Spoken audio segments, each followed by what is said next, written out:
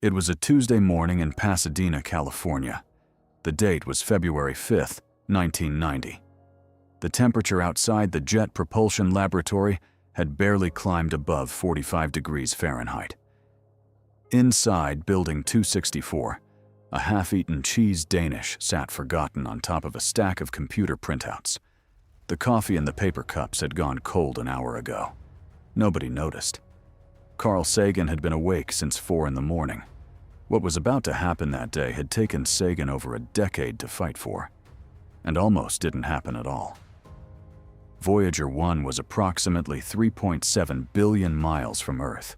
It had already completed its primary mission, the grand tour of the outer solar system, visiting Jupiter, Saturn, Uranus, and Neptune in a 12-year journey that had rewritten every textbook ever written about our planetary neighborhood.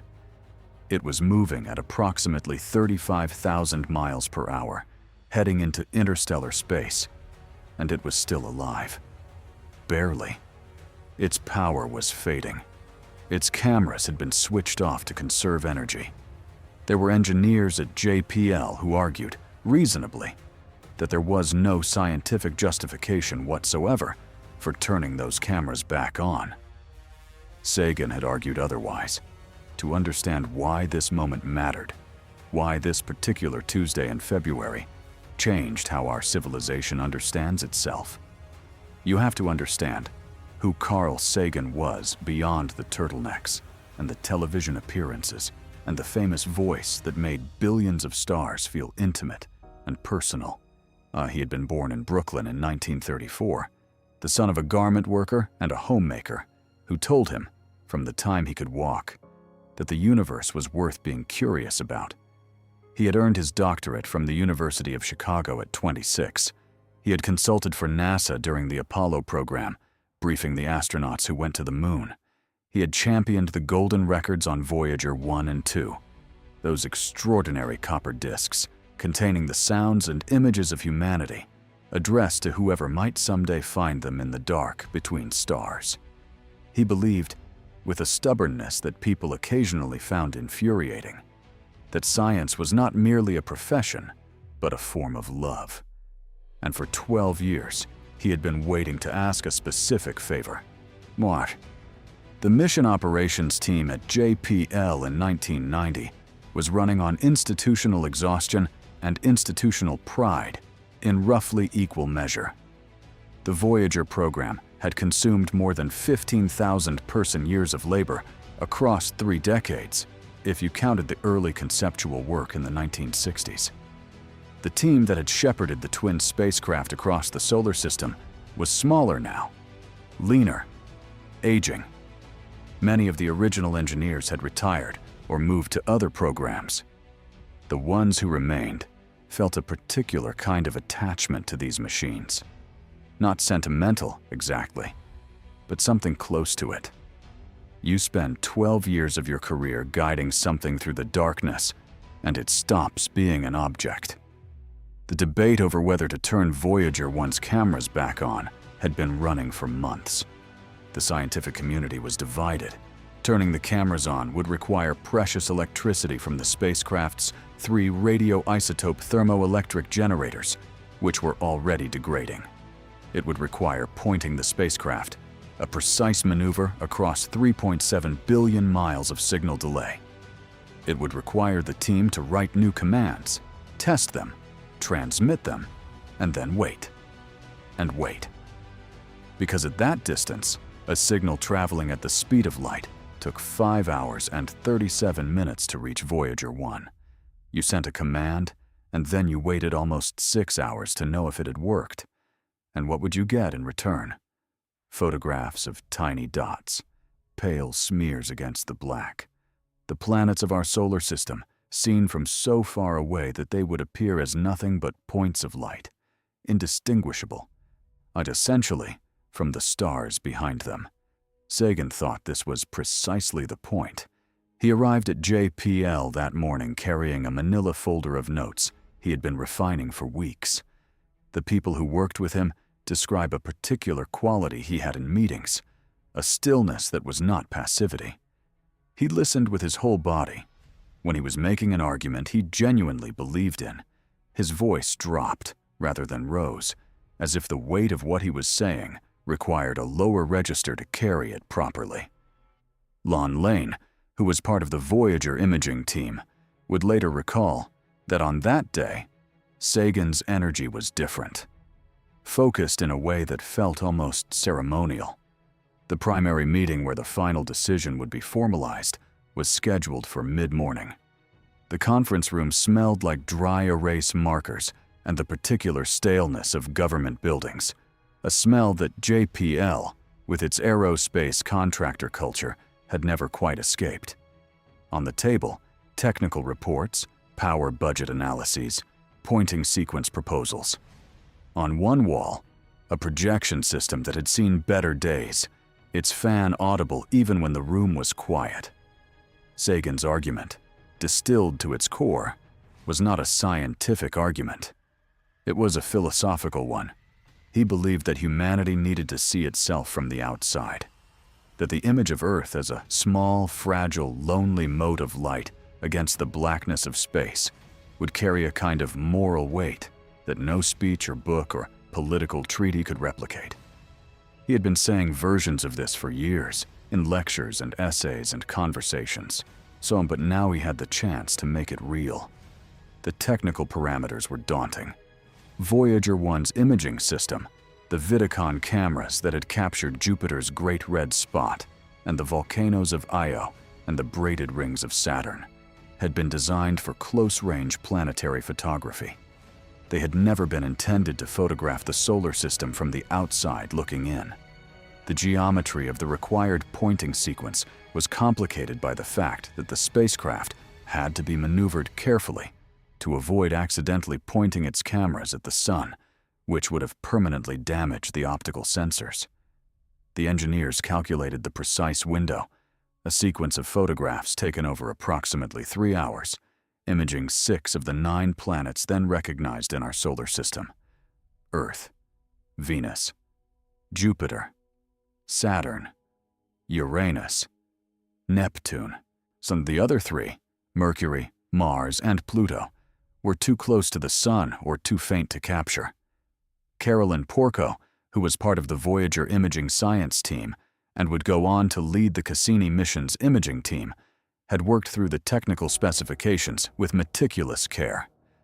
The pointing sequences were designed. The commands were ready. What remained was the institutional decision.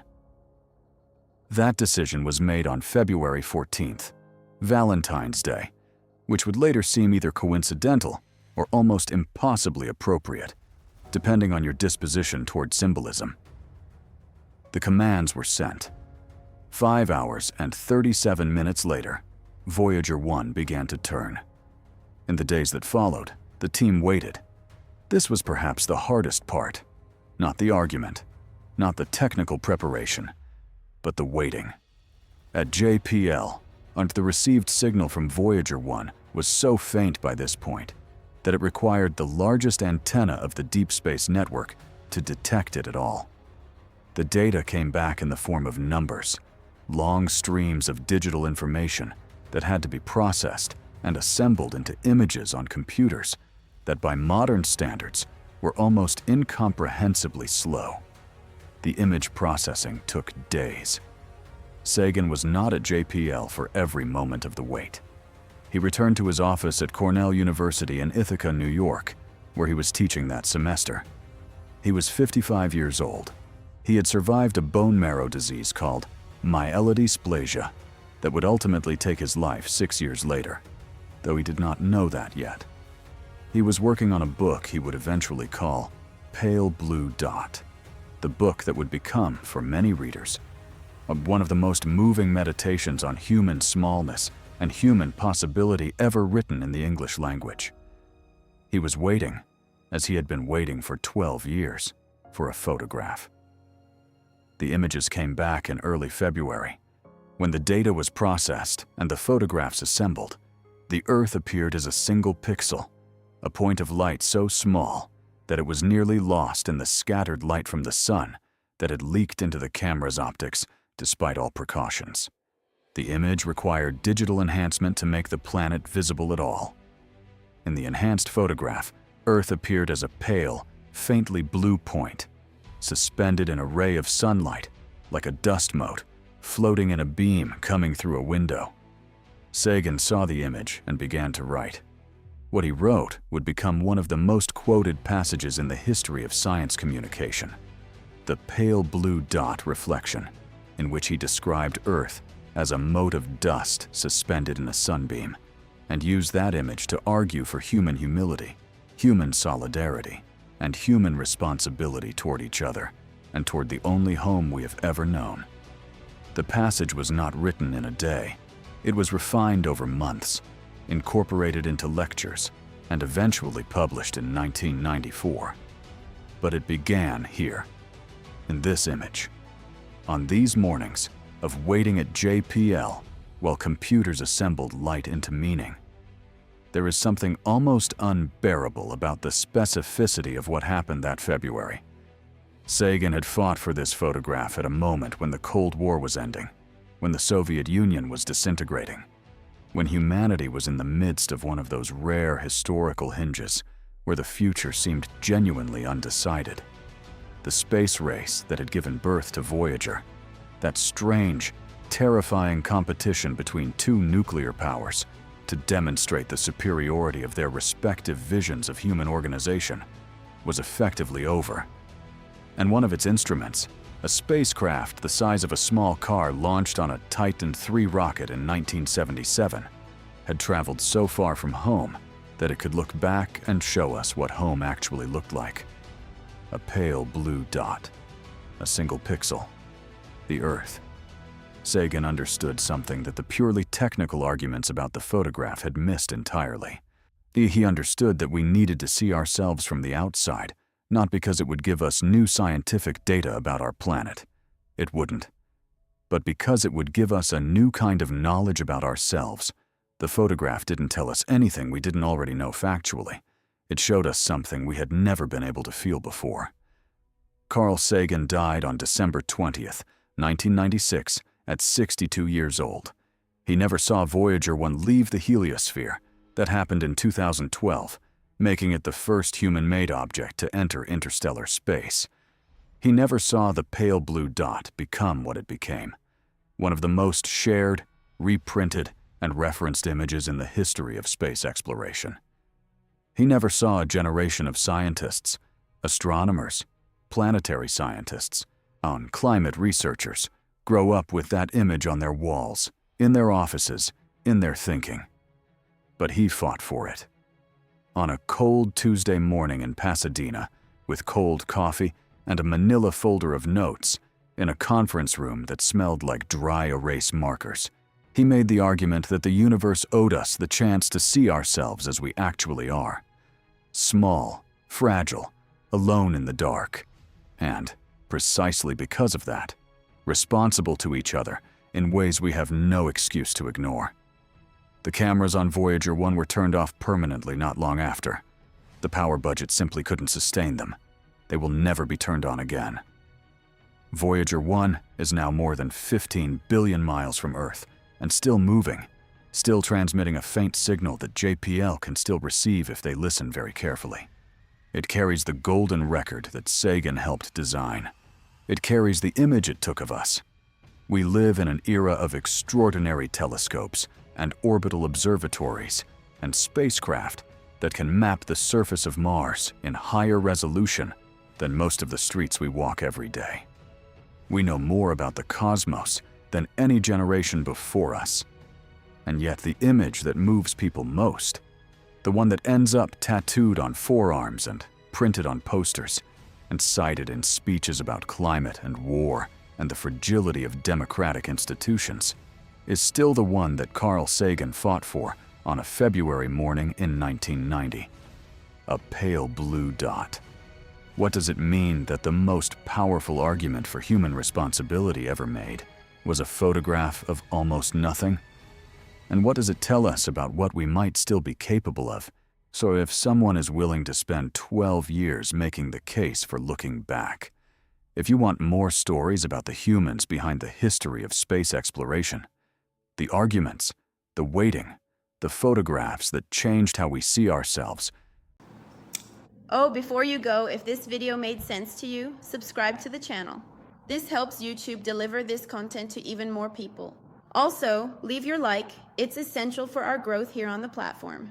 And if you want to support us even more, Super Thanks is right below and helps directly with the production of new content. Comment here where you're from. And thank you for watching us until the end. See you in the next video.